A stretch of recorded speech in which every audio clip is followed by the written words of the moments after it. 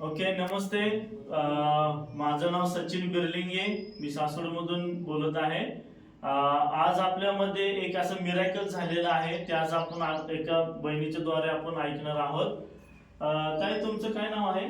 बाळाबाई कुराडे. बाळाबाई खुराडे. भीमा कोरेगाव मध्ये राहतो आम्ही.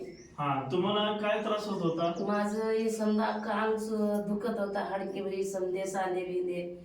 हा, पण आता ते औषध किती वर्षापासून दुखत होतं? 3 वर्षापासून. 3 वर्षापासून. मग तुम्ही डॉक्टरकडे गेले?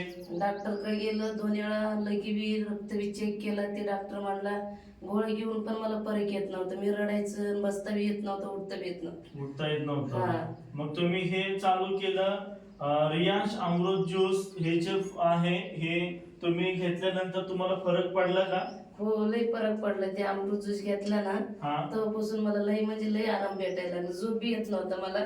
ते अमृत ज्यूस घेतलं म्हणून मला झोप बी लागते, त्यात आराम बी वाटतो जीवाला. झोप लागते, आराम हा. वाटतं आणि जीवाला चांगलं वाटतं हे हो. घेतल्यापासून. हे किती बाटल्या घेतल्या तुम्ही? 2 बाटले घेतले. 2 बाटल्या घेतल्या. मग हो. तुम्ही आता परत मागवले, किती मागवलेत अजून? 7 मागवले. अजून 6 तुम्ही मागवले. हो. बर. मग आता तुम्ही हे घेताय, हे घेतल्यापासून तुम्हाला झोप चांगली लागते, तुमचं अंग दुखे म्हणजे काय तुम्हाला संधिवात त्रास होत होता, गुडघे दुखायचं सगळं राहिलं. हो.